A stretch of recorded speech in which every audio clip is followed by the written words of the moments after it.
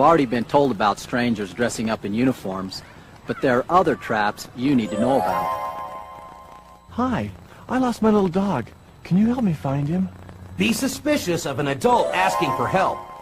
Hi, I'm just playing with my daughter's video game, but the battery seems to be dead. I have some in my car. Why don't you come over and help me put them in? Stay away from people in cars or vans. Hey kid, how you doing? You know we're making a movie over there. You want to go see it? Only professional agencies hire kids for TV work. I ought to know. Hey kid, let's go to the arcade and play some video games. What do you say? Ignore him and walk away. Little boy, I'll give you $10 if you'll take my bags at the car for me. It's okay to say no, even to an adult. Safety is more important than good manners.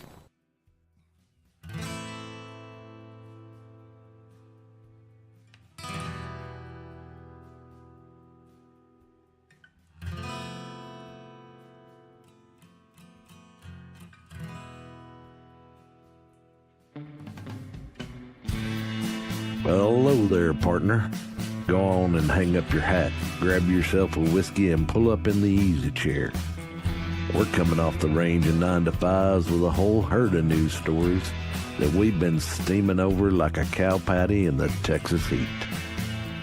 As they say, the chickens are finally coming home to roost. And we're here to ruffle some feathers and ensure accountability ain't just a concept, it's reality. It's that time where the day's drama casts its longest shadow. So let's light a candle to the chaos of current events, the whirlwind of politics, and the tangled webs of corruption that we find ourselves entwined by. It's time to ramble our way into the twilight. Welcome to Sunset Rants.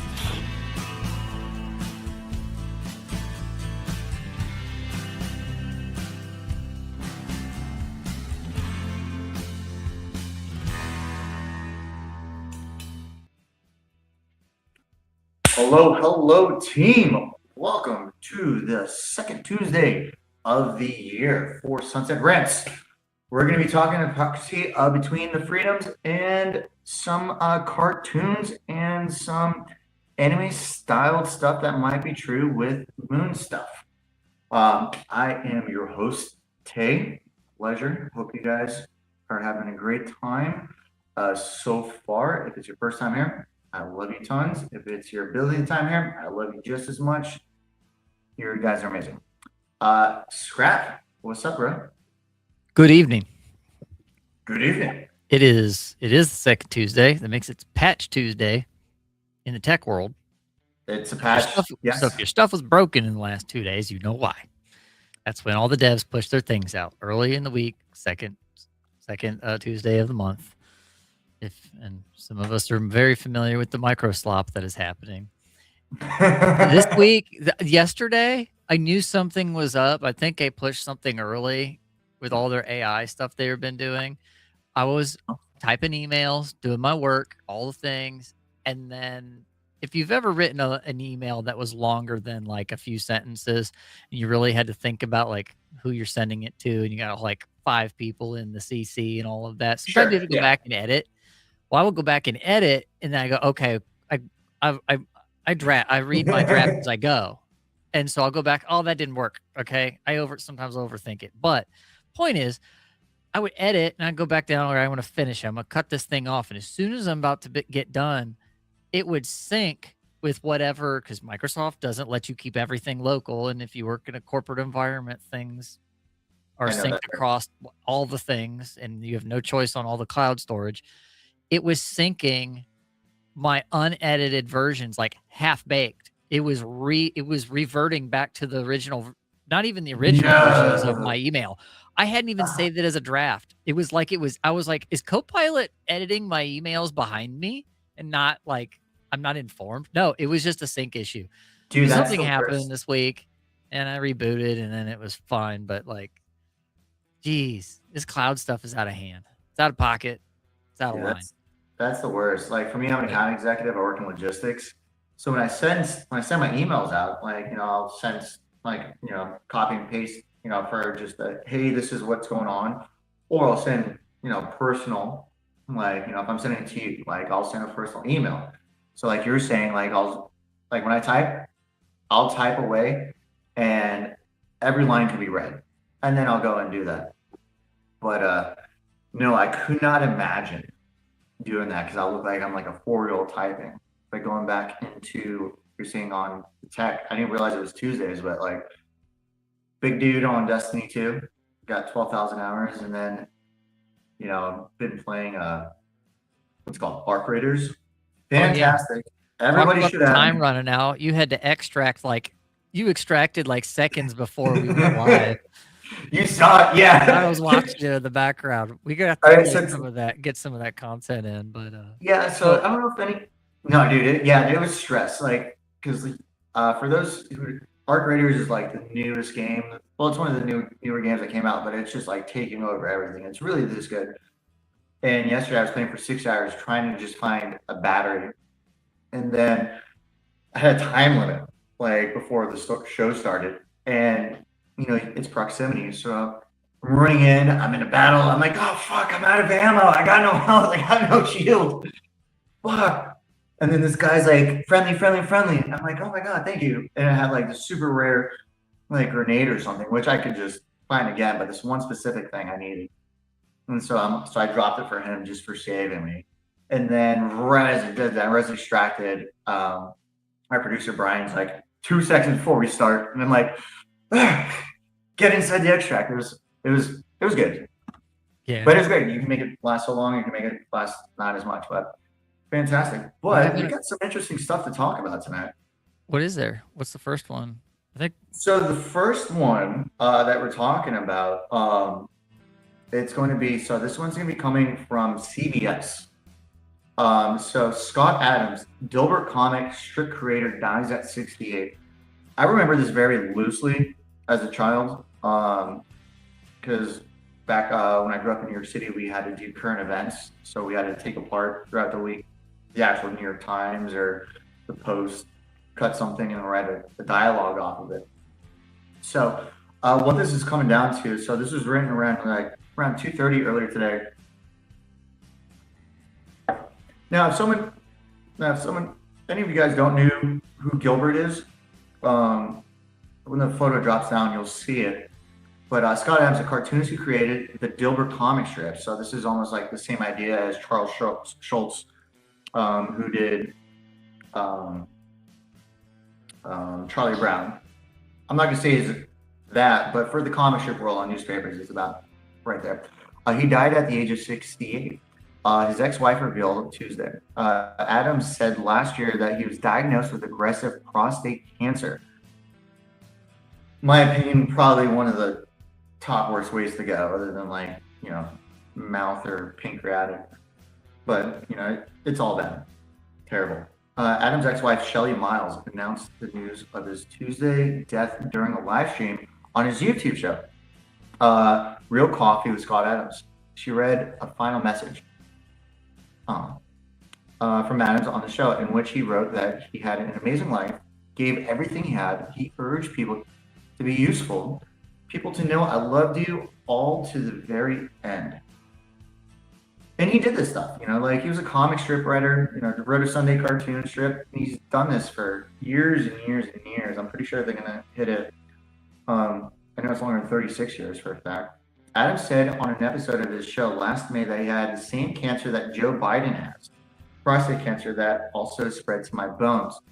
Now, for those of you who do not know, bone cancer is probably also one of the worst, because if you have something in your meat, you can cut it out. If it's your bone, you can't. The other ones sometimes with bone cancer, they can do a transplant of bone marrow, but it's not always. Yeah. It's not always good, but when you have a prostate cancer, and then it metastasizes, and it's any cancer, once it hits the bloodstream and starts to go places, bad news bears, especially once it's in your bones. It's bad. Absolutely. And it was a president, I might not Biden as a politician, but he's still a human. And so even for this, to go one cancer to go to the other, it's just an infection. He bravely fought a long battle against terrible disease. Let's see. No. Hold on, I scrolled down. Adam said episode, this is the bones. He made an announcement a day after. Let's read on. Sorry. A day after Biden announced his diagnosis, President Trump posted about Adams' death on Tuesday, calling him a fantastic guy who liked and respected me when it wasn't fashionable to do so. And that's a lot to be said from that just alone. He bravely fought a long battle against a terrible disease, Mr. Trump said on Truth Social. My condolences go out to his family and all his many friends and listeners. He'll be truly missed. God bless you, Scott. Vice President J.D. Vance called Adams a true American original, a great ally to the President of the United States and the entire administration. Dilbert, the comic strip, first appeared in 1989. Actually, that was the year I was born. So yes, it is 36 years old. Poking fun at office culture, it ran for decades in numerous newspapers until 2023. It was canceled by most newspapers over comments by Adams that various publishers denounced as racist, hateful, and discriminatory. Well, you can only take that for what it is as far as newspapers and who they're ran by. But that's a conversation that They didn't call him all those names until he started talking during COVID and against the woke stuff. And he wasn't even like the most vocal of people. He was pretty tame all the way. he really was. And like at first, like when you say to Mr. Adams, I was like, oh, who's this guy? I'm like, I remember reading this guy all the time. And here's the thing, like the guy, like for me, like I'm corporate America. Like I am as corporate America as it comes. And so like as a child, I remember reading them at first. I'm sure you saw that in the comments. I'm like, what? But Yeah. So it's just silly why they cancel them, but it just shows you just how disgusting this cancel culture just goes and who runs and stuff. But Among other things, yeah, but that's not gonna destroy what his body of work. His body of work speaks for itself. his legacy just goes through. It's like his stuff was right next to Calvin and Hobbes and Ziggy and No, it is. Felix the Cat, that kind of stuff, and Peanuts. And I had bought a Calvin and Hobbes book. It was like years ago. I bought it as a gift for my mom because she'd sit down and read them all the time. And I'm gonna do the same with all the Dilbert stuff, because the Dilbert stuff is very, for those that don't know, is very office culture kind of stuff. Very dry corporate, dry. I never got it because I didn't work in that environment, but I do now. And now I want to go back and go through them and see like what's in there, that kind of stuff, And I didn't really pay attention to Scott often, but when there was something big that he said and the media wanted to make us think about it, I never did pull anything negative from it. I was like, wow, the guy's just got an opinion. Imagine that. No, yeah. I didn't realize. I thought he was. Continue. I'm sorry. You're about to say. You're fine. Yeah, go ahead. Continue. Let's wrap this one and with among other things. Adam referred to black people as members of a hate group and urged white people. Where's CBS to get the hell away from black people? All right, so I know this is factually not true. Newspapers in the Los Angeles Times, and the USA Today network, as well as distributor Andrew McNeil Universal, announced they would no longer work with the cartoonist. It's not. It's definitely not that. Adams took to YouTube at the time to defend himself and disclose details about the impact of losing business. Said he was most likely to lose 80% of his income due to Dilbert due to cancellations. Fact of the matter, this isn't true. Like, it's our show is literally just based. It's the middle of America. It's here. It's there. It's for the normal people, not part of that whole crazy ideology of everything. It's just take it, play the devil's avocado if you would. But 36 years, or I'll put it 30 years of it. Nah, it's not. And then even that, it's going to be in the message. Miles, let's see.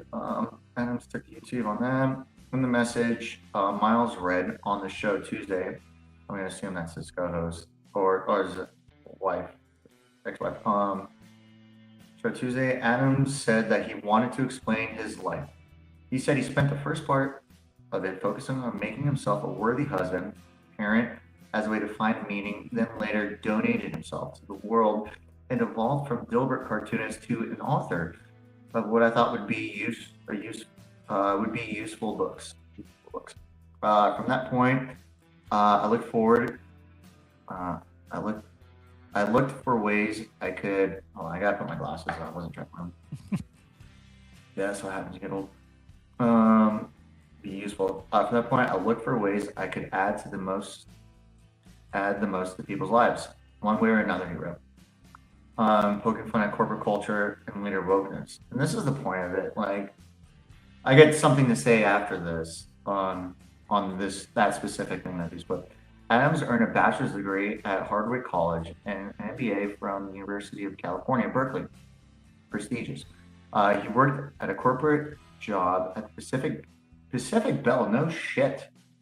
If you guys don't know what that is, do yourself a favor. There's a legacy to that telephone company to the 1980s. Sharing his cartoons to amuse coworkers. Dilbert as a computer programmer and engineer in a high-tech company and mailed a batch of cartoons. The first Dilbert comic strip officially appeared April 16th, 1989. I was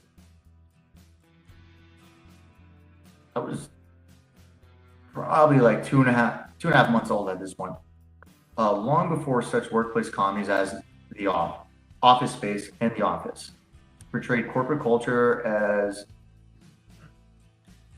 help me out on one.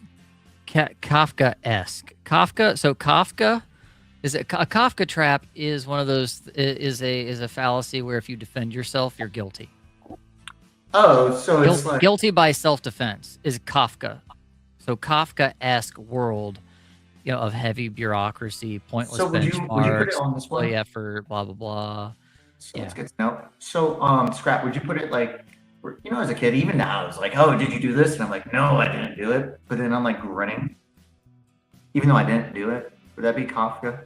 No, Kafka is like when someone calls you a racist and then you defend yourself. No, I'm not.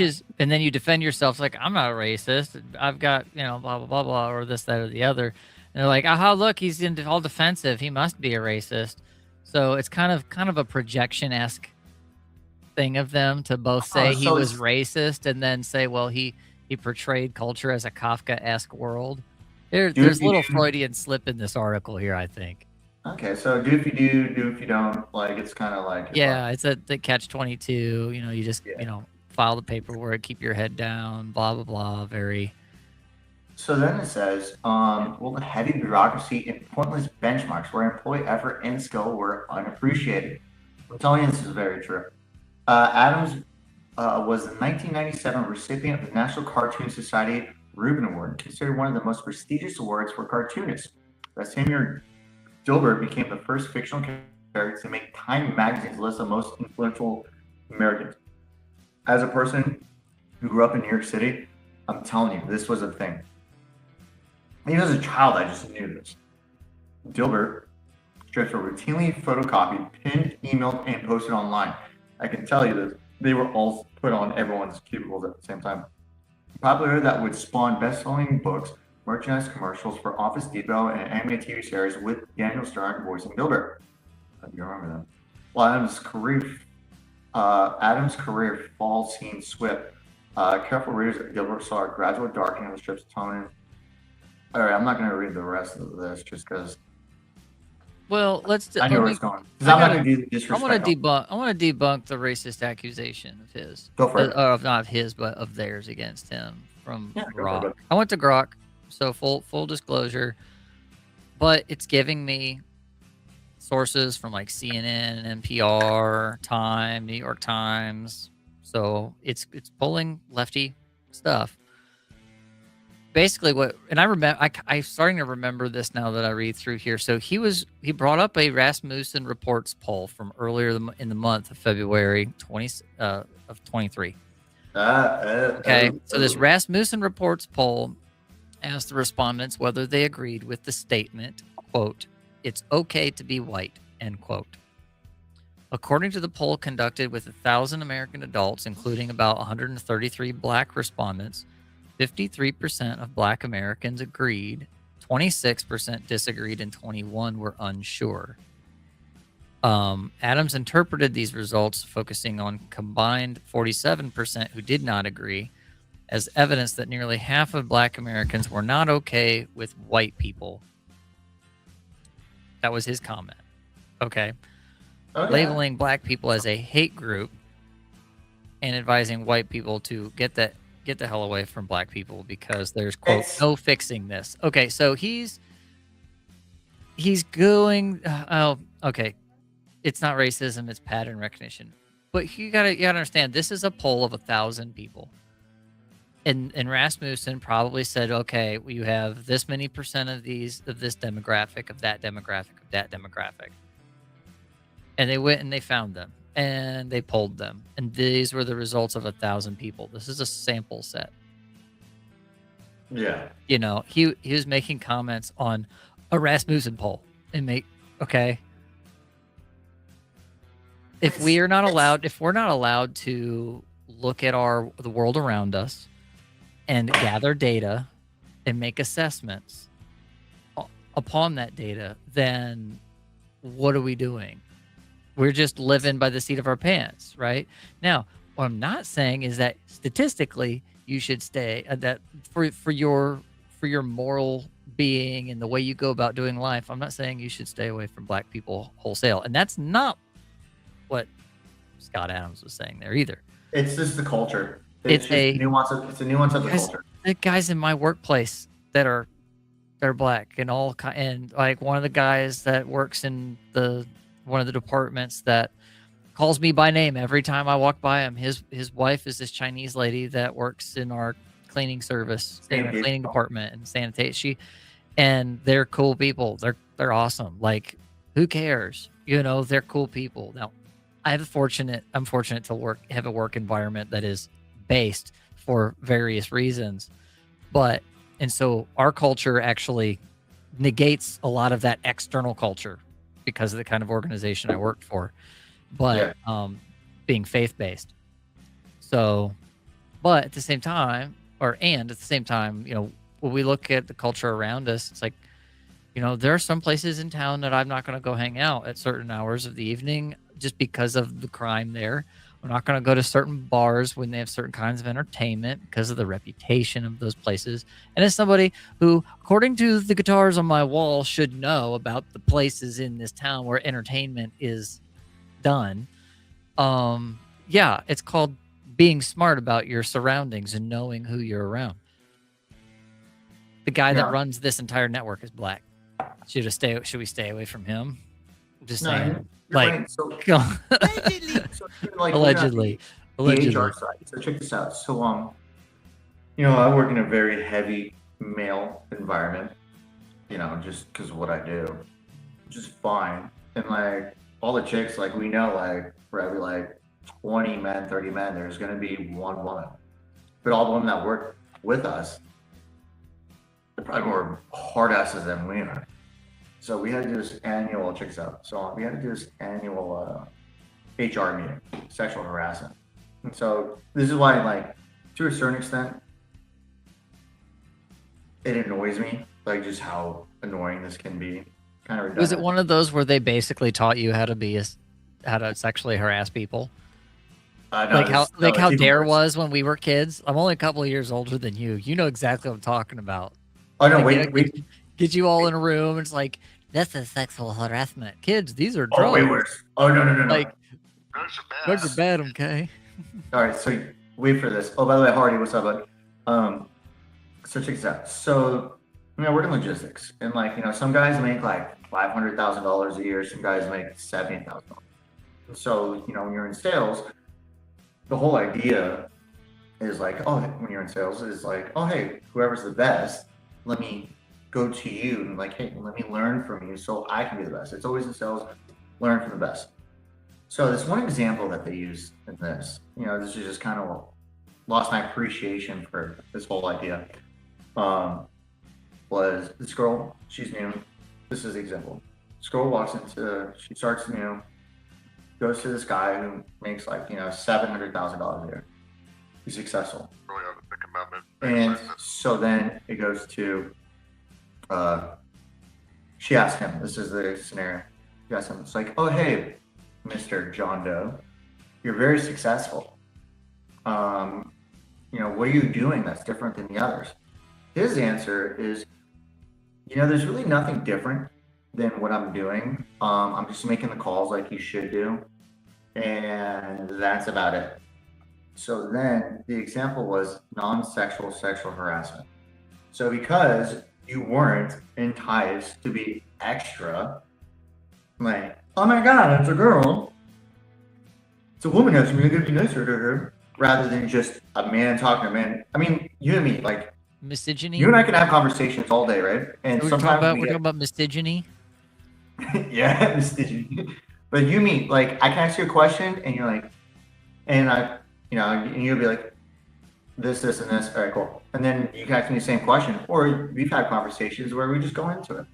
But if it's just such a point blank where this is what they use, it's just like, yeah, I do my calls, I do my job, and then I just get lucky because it is just a look of a drawing for what I do. But because you're too lackadaisical, it's non-sexual sexual harassment.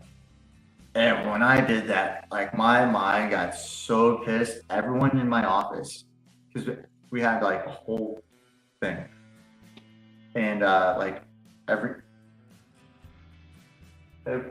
building. Sorry, I think my fire alarm's going off. Yeah. You good? So then this is why, like, I don't take this HR shit seriously. There's obviously a difference. Like, my stepmom, like, some guy, like, actually bumped into her, and the guy was like, nice melons. That's HR. But just answering a question is not. So this is why, like, stuff like this is bullshit to why he quote unquote got canceled. It's just like, well, that's kind of his style, there's people just looking for bullshit. Well, that was kind of his style of dealing with that, being with Dilbert. Like, it was his outlet to put all of that corporate garbage in the forefront, which made him just so, like, water off a duck dealing with all of the politics. It didn't bother him. He's like, look, I've been writing about you guys for decades. Shut up. There's an irony to this, if you would. Right. So, rest in peace, Dilbert, the creator of Dilbert, Scott Adams. Scott. We salute your achievements, and we will remember you through your work continuously. No, absolutely. I'm reading off my phone tonight, so. Do you want to get the next one? I can do the next one. USA Today. Oh, yes. Yes, let's talk about the Clintons. Brother, it's your favorite. Ooh, let's go. If I don't show up for the Rise of a Middle America podcast on Friday, you know why. All right. Anyway, Bill and Hillary have refused to testify in Congress's Epstein probe. Ooh, spicy. Chairman of the GOP-controlled House Oversight Committee said the panel will move forward with contempt of Congress procedures next week. Spicy. So Republican lawmakers said that they'll move forward next week with contempt of Congress proceedings after former President Bill Clinton failed to show up for a scheduled January 13 deposition in the House Oversight Committee's investigation into Jeffrey Epstein. Both he and Hillary have refused to sit for depositions in the GOP-run probe, according to the January 12th letter sent to the committee by their attorneys, who argued that the subpoenas issued to them by the Republican-led panel are unenforceable. Sounds a lot like what Steve Bannon went through, if I'm not mistaken. That's what he did prison for.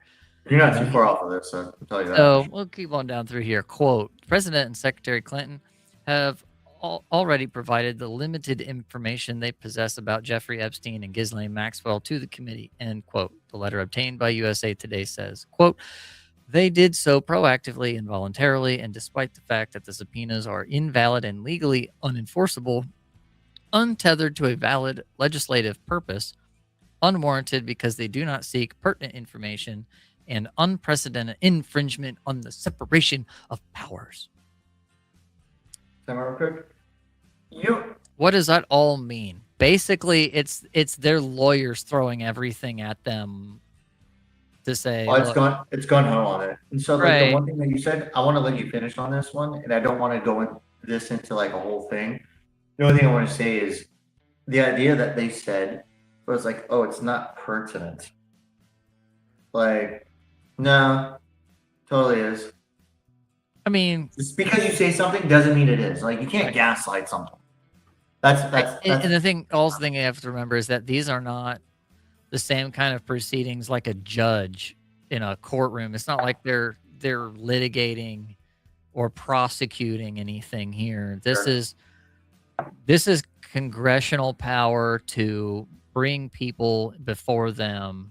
Generally, when this kind of thing happens, it has to do with some kind of big corporate organization, like when they brought Zuckerberg in front of them, or when they talked about the Cambridge Analytica scandal, which Steve Bannon was behind all that. Also, they dehumanize something, so it makes it lesser. Oh, what up, T-Bone? What's up, buddy? No, but I mean, it's all they do. Like they'll fuck up on something, and then they'll dehumanize like whoever is trying to defect them. So that way, it just makes them like look more just like Play-Doh between their fingers. Like, yeah, you got nothing. It's like, nah, I definitely do.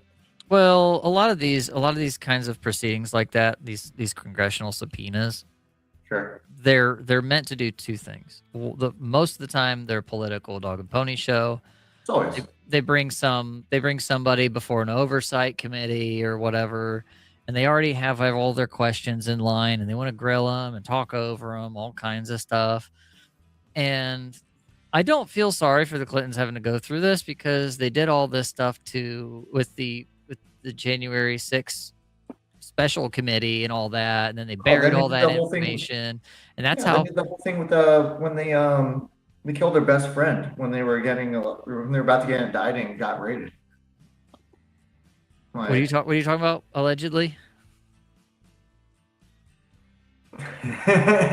So what was it? I think it was in 1994, 5, 6, 7. It's mid 90s, where they're about to get indicted. They got swatted, if you would, and like their best friend took a file cabinet, and then their best friend. This is the first of the best friend suicides. You know, I'm gonna kill myself with a double tap to the back of the head in the river. Does that make sense? And I heard him say it, but you have your headphones on. It's Foster or something. But yeah, no, it's just you can't. Yeah, totally it's the Clinton kill count, the body count.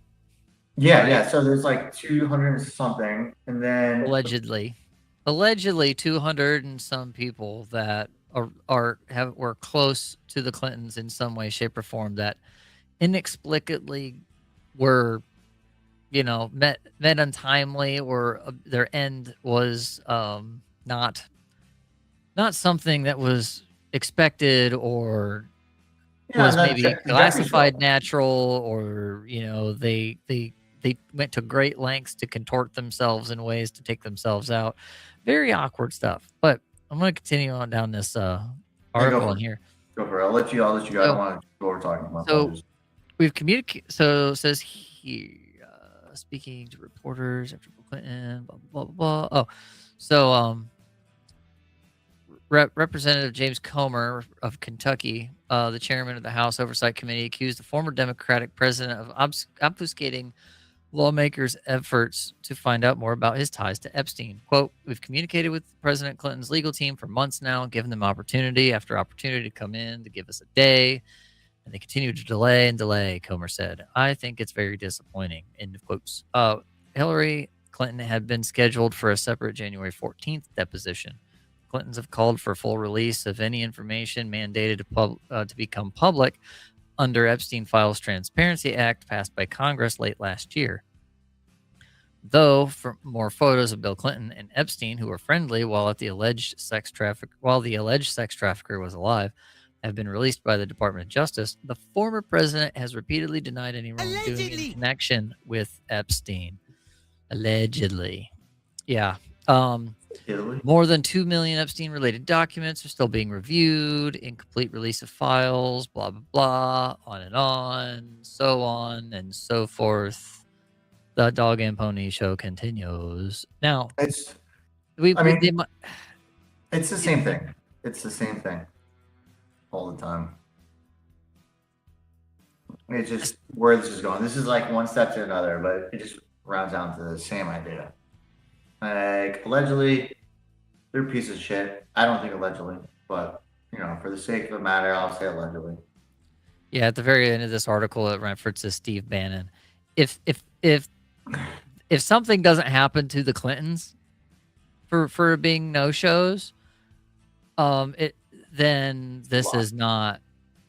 Yeah, this is it's fraud. It's defrauding. It's defrauding the American people of the justice that should be done. If it's going to be equal treatment if they don't get it, if they don't do something with this and convict them, contempt of Congress, all of those things like Steve Bannon did.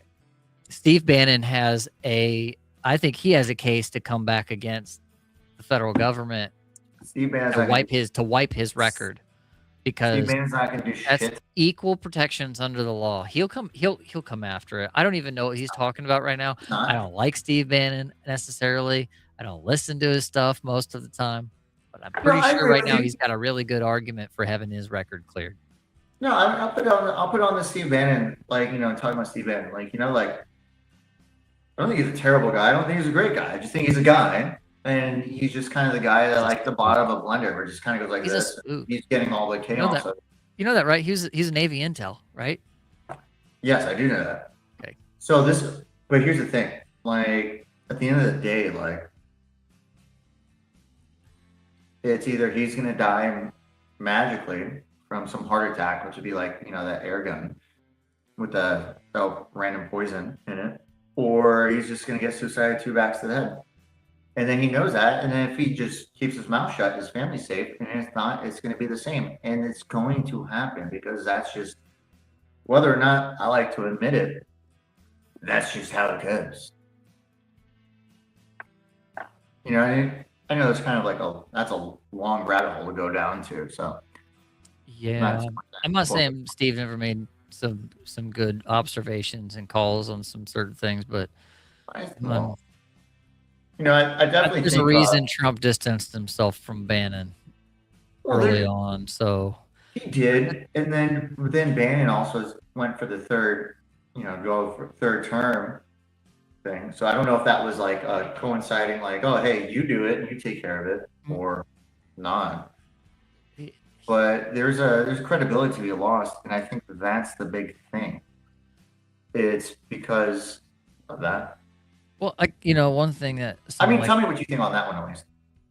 I think Steve Bannon. This will be my last little comment on that, because I don't want to get too far off the segment. The Clintons are in contempt of Congress, potentially, blah blah blah. Steve Bannon went through this, but Bannon, on the side note, I think if there's any connection between him and Trump, the game plan was decided early on. If you're a Q person, if you think there's a plan, and realistically though, Bannon only serves one thing. That would be to be an arm's length. I've distanced myself from him. Well, even it's more than arm's length with Bannon now, where all of those big ask things like third term president kind of stuff, those kinds of things where Bannon's making these huge, outrageous claims that are obviously not bounded by the Constitution.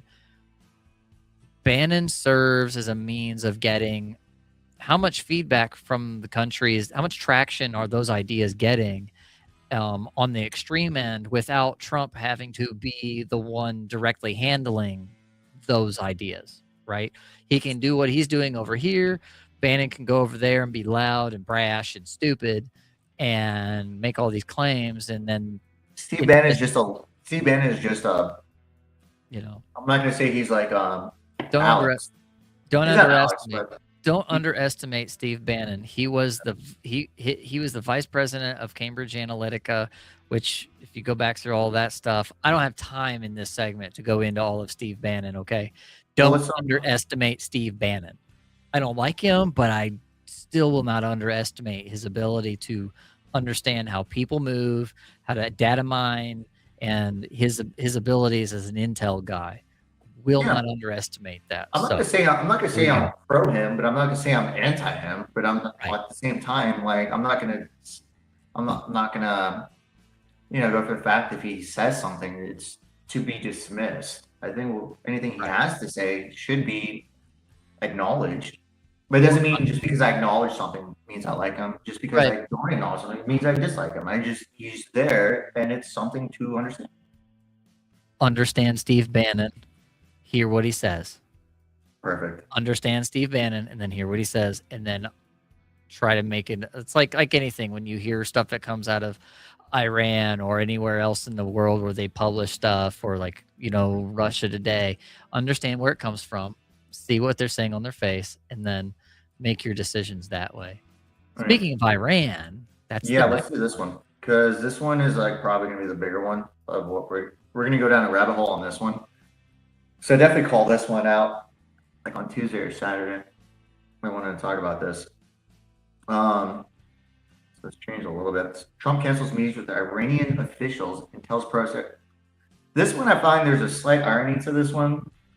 Once we wind down, protesters help is on the way. Let's see, and this is ABC News. So Washington. President Donald Trump said on Tuesday that he's cutting off the prospect of talks with Iranian officials amid a protest crackdown, telling Iranian citizens help is on the way. So everyone, I'm pretty sure everybody, team, like what? Trump did not offer any details about the help that would entail, but it comes after the Republican president just said days ago, Republican president said days ago, Iran wants to negotiate with Washington after his threat to strike the Islamic Republic, where the death toll from the nationwide protests has spiked to more than 2,000, according to human rights monitors. So before I go on, this could be a huge thing that we could talk about, but I want to finish this. So if you guys don't know, which I assume you guys do know, they did an entire nationwide internet blackout, complete blackout. Like you cannot use your phone. This is nothing.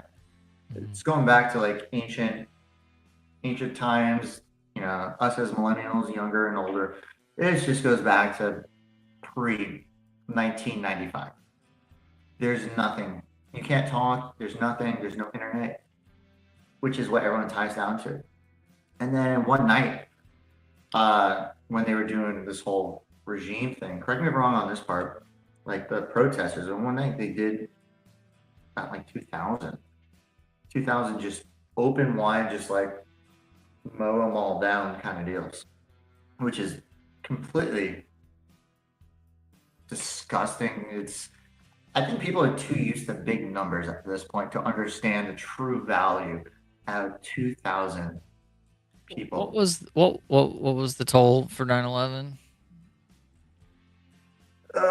There's an argument between 22 to 33. Okay. There's about so about 3,000 people. So 2/3 of the casualty count of 9/11. I've heard 3,000 at the same time. Over the course of, we'll just use the middle number. So about 2/3 of the casualty count of 9/11 have allegedly died at the hands of the Tehran government. It's such an absurd fucking number. Like that number is, let me keep reading, and we'll get back into this because like what we're gonna read is there's a lot to unfold into this. But Trump, with his latest message on social media, appeared to make an abrupt shift about his willingness to engage with the Iranian government, which there's an irony to this. And then we'll get into that. Iranian patriots keep protesting. take over your institutions. Here lies the irony, which I'm talking about.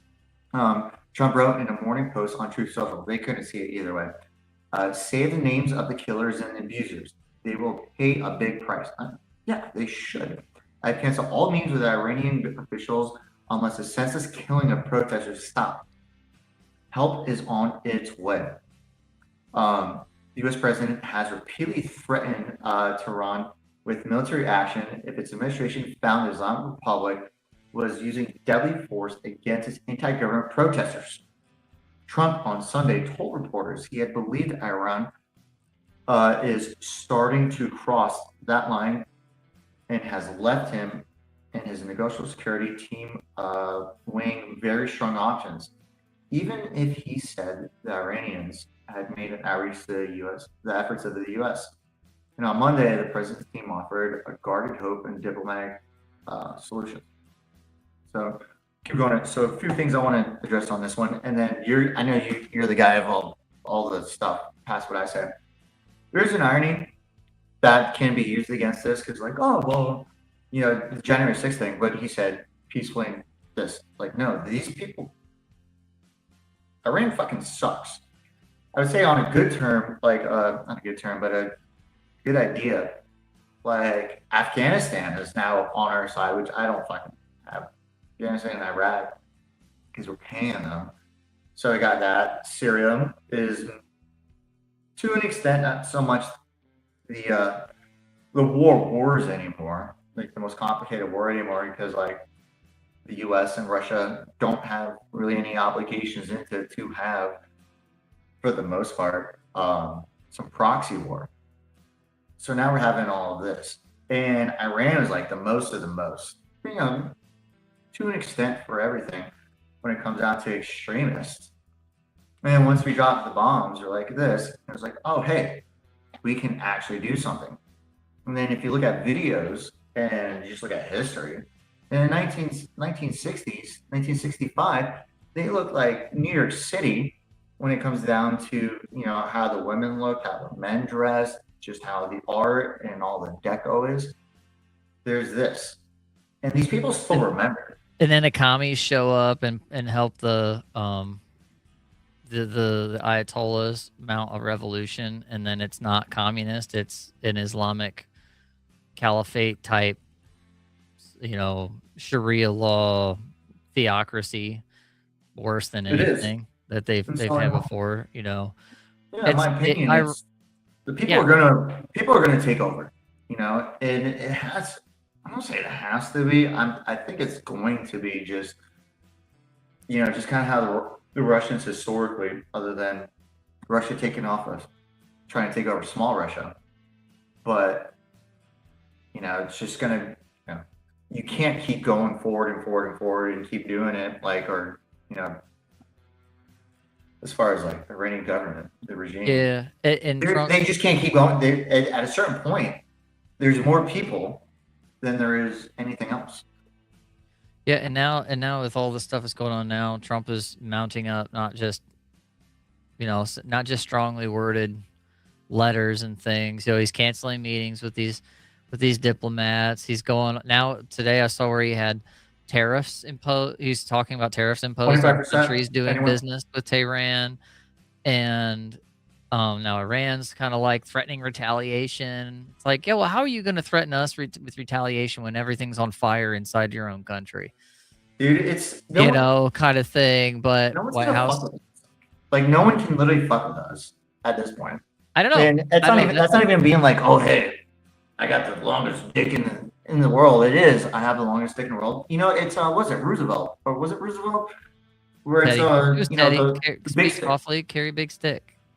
Yeah, speak confidently and carry the big stick. And for those of you who don't know what that is, what that means, it's basically, I have a big stick, you have nothing. Be cool, and you won't get hit with the big stick. Just act. Yeah, it's a matter of being diplomatic, not being brash, and not be not that Trump is kind of brash, but like speak softly, carry big stick. So that's what Trump's basically been doing.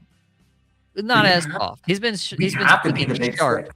He's been speaking sharp and using the big stick. We've seen this, and Tehran is going to end up getting it if Trump isn't happy with how they start handling this situation.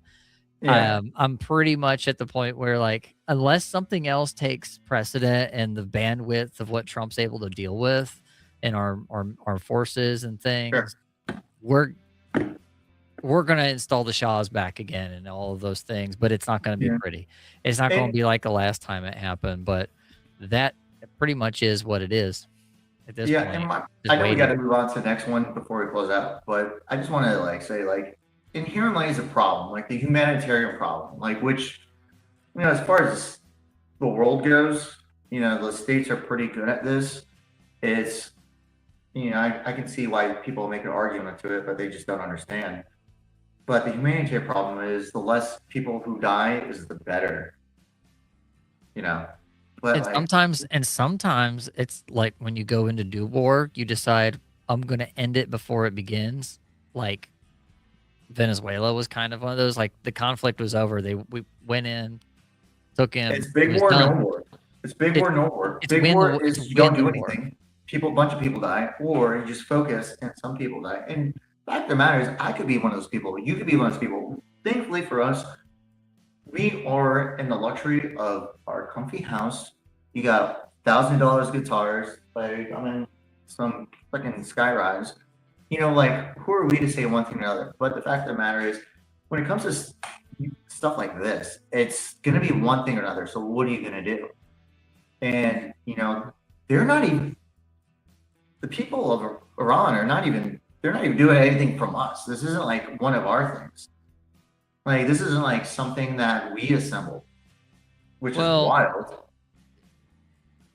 They just did on There's history. There's a lot of history in Iran and what government preceded what and who was right in the zeitgeist over there. The fact of the matter is, we have another opportunity to turn Iran into an ally, potentially. But we'll have to wait and see. But we'll see. We'll go with that. But, at the moment, Iran is not just an enemy of ours, but also the Jews. So let's pull up this article about the Jews. You got this one. A very unfortunate article, mind you, on top of all of the horrible things happening in Tehran. Mississippi synagogue targeted by arson suspect because of its Jewish ties, the FBI says. Suspect characterized Jackson's Beth Israel congregation as a, quote, synagogue of Satan in an interview with law enforcement officers, according to a court document.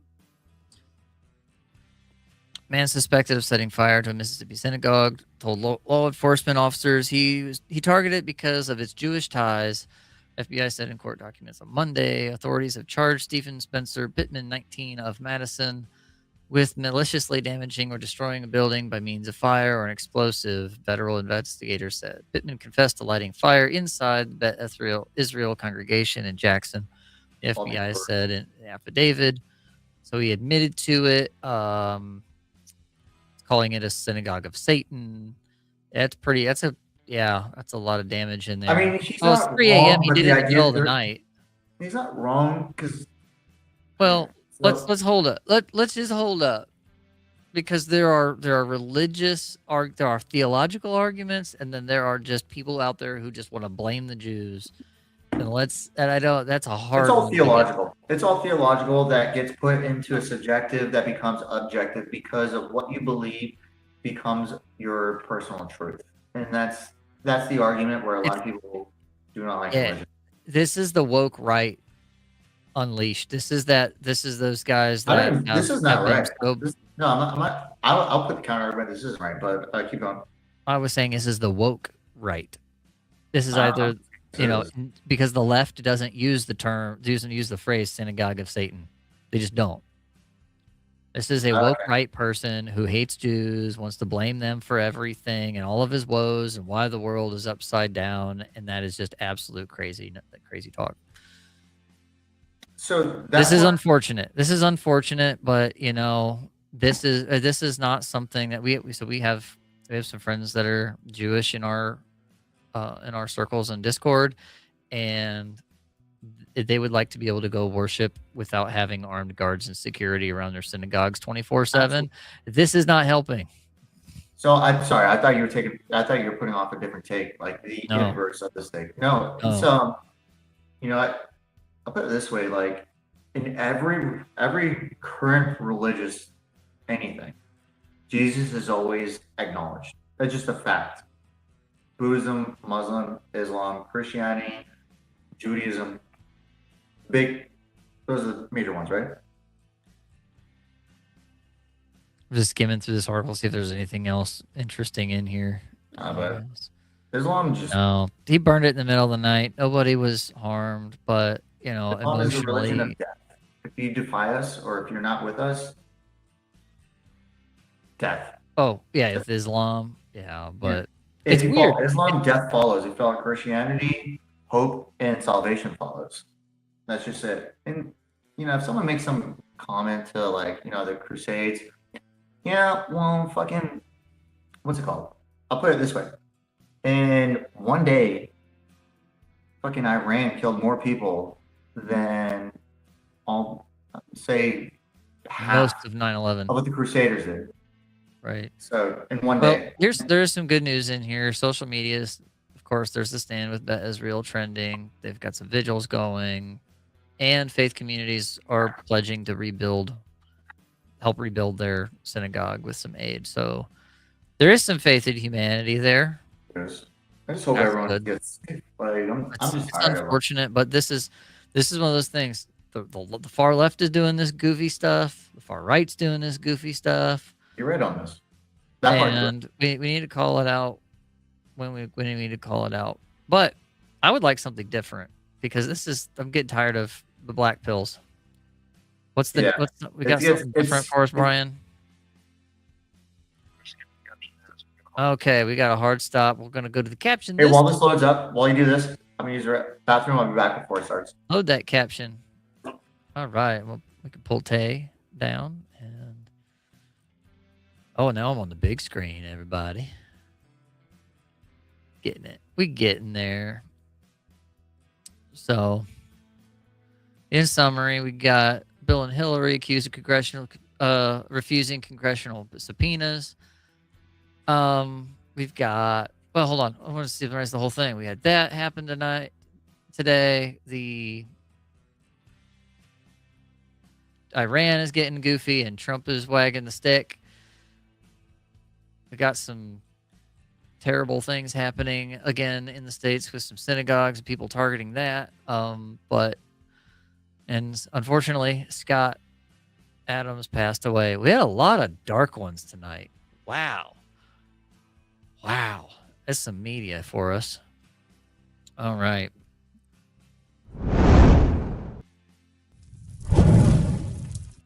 Hey, we got that. Caption this. Haha. Cat Mando. That's my entry. Cat Mando. Is there anybody even compete? So I'm back, other end. It's Tactical Tabby. Cat Mando. He's got the nod. Why does the cat need nods? They can see in the dark anyway. Anyway, probably it's just to focus his laser beams. I know what I want to say. Just wish the tech was more updated. That sounds like so retarded. Cat Mandos show up to nip the rising in the bud. I don't know. This one's a good one. I can't see the chat though. I'm gonna have to go. This is a great one. I'll have to see the chat here soon. We're gonna have to.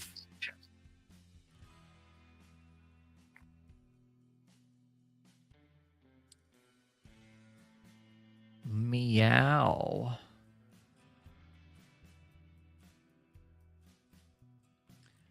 Yes, the meow. I want to read up through. Everybody's talking about. Don't mess with our boats. That's right, Har. Don't mess with our boats. Things will get proportional, for sure. Kitty Team 6.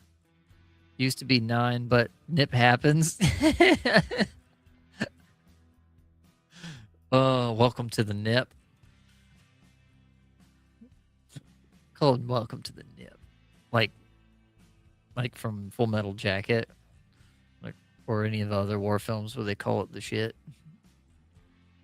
Or the ish, I should have said.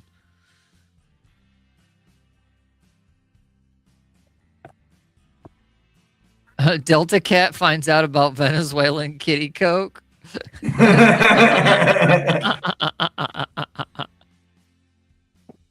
That's me.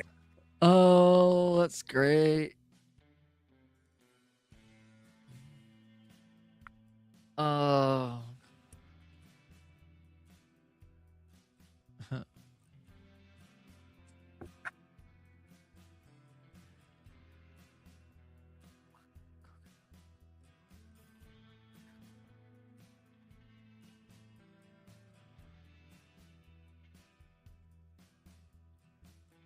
Oh.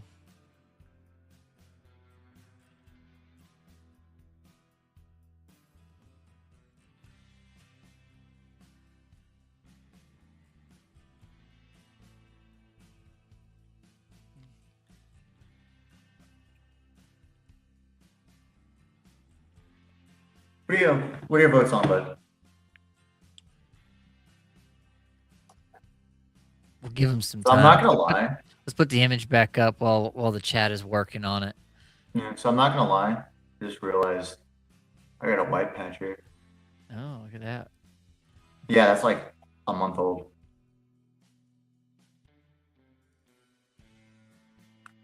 I'm not proud of that one.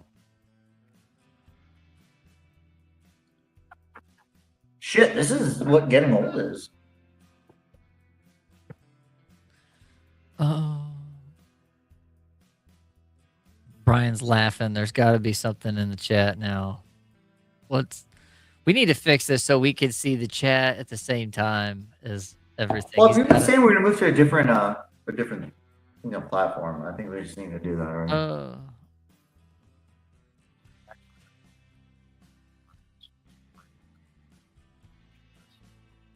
Yeah, we've got some tooling we're gonna figure out.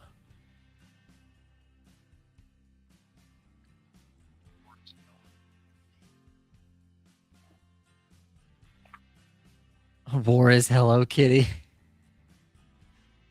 I love it. Oh, man. What you got in your mind, bud?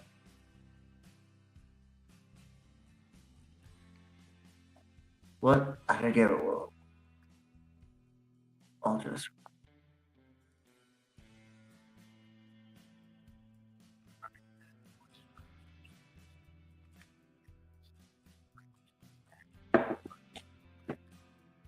Apparently, I was like an 85% prompt guesser. Guessing the prompt generally is an insta-win.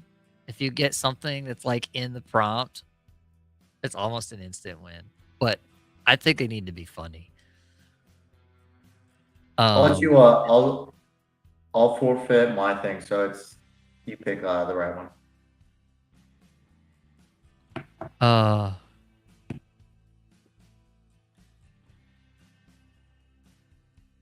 For Frontline Meowsicker.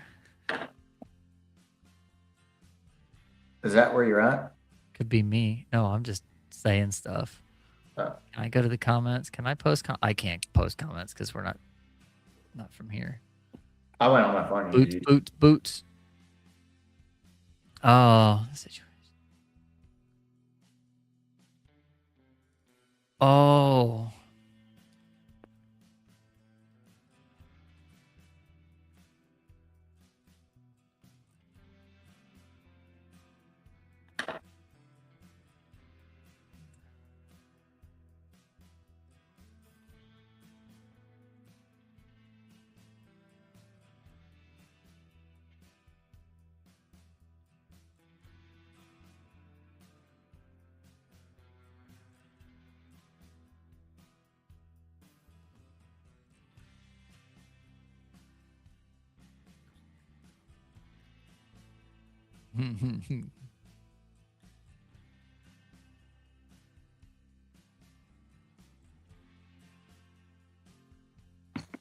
what do you got?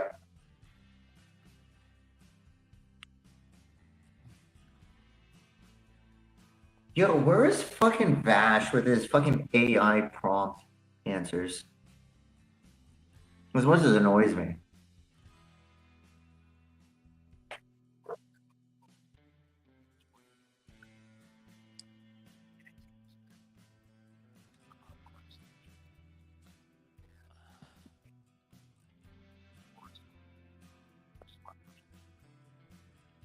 Um.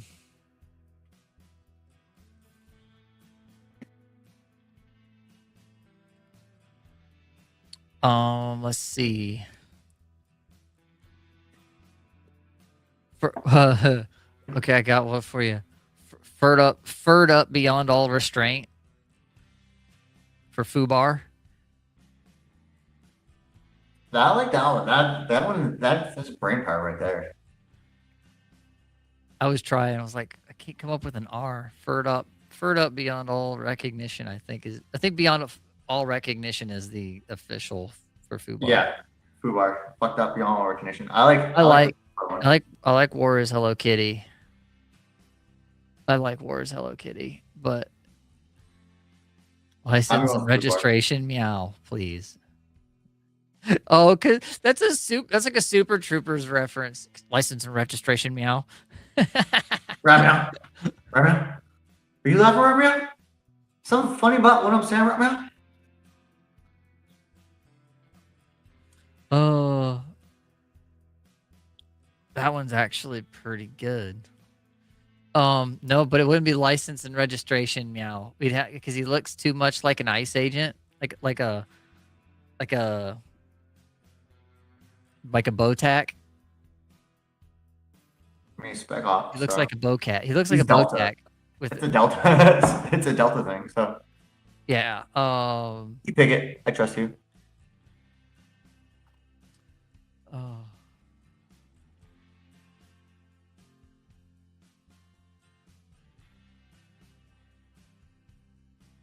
Yeah, I just realized looking at this. I got. Or is Hello Kitty is I really like. But in license and registration, meow is funny, but it's not quite on point with the visual. So that's my vote. My vote is Or is Hello Kitty. I like the Fubar one. But it's you. So whatever you choose, I support. I mean, yeah, I could keep coming up with more, but we got to roll with this. Or is Hello Kitty. That one's fun. That one's good. All right, that one's there we good. go. That's We'll the go with answer. that one.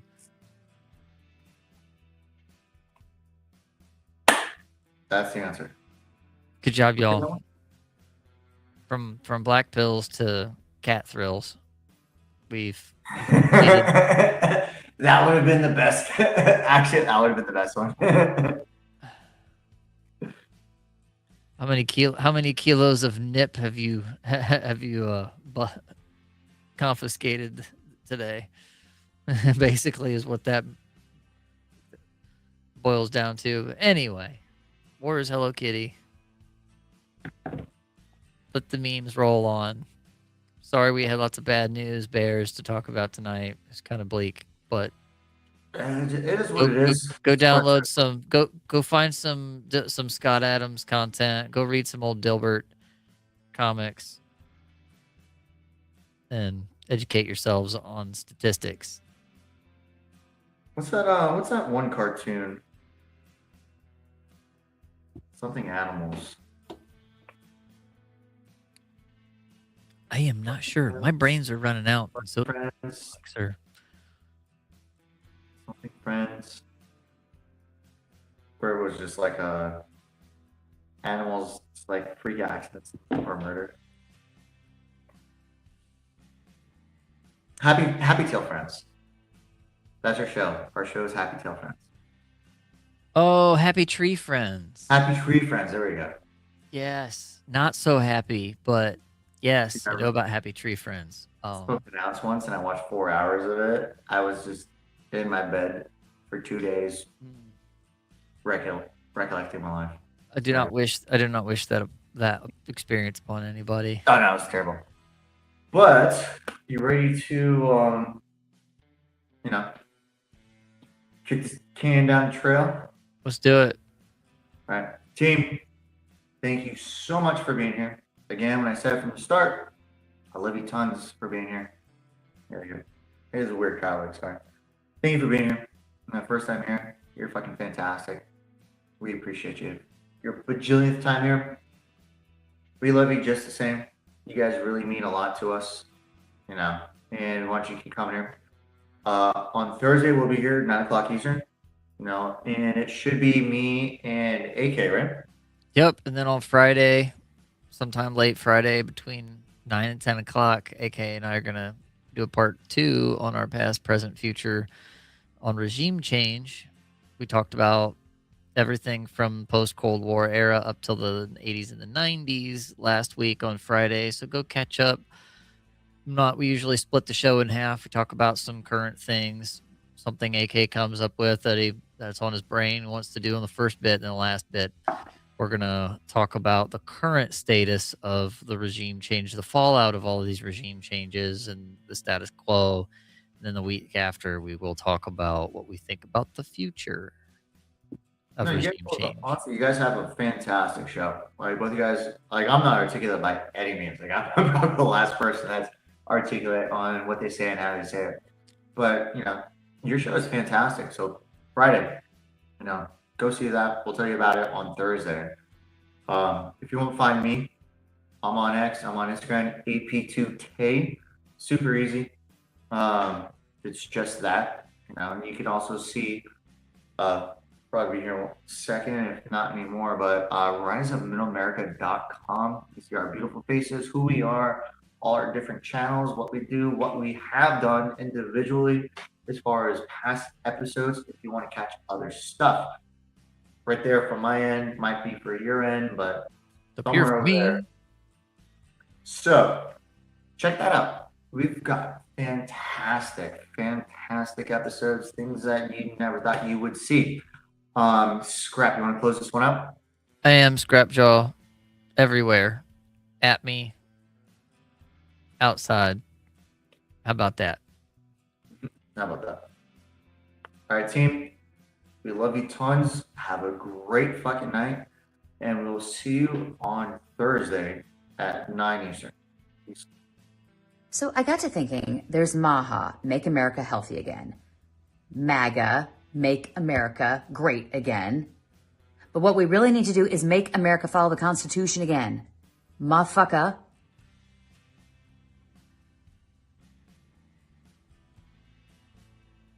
That sounded better in my head.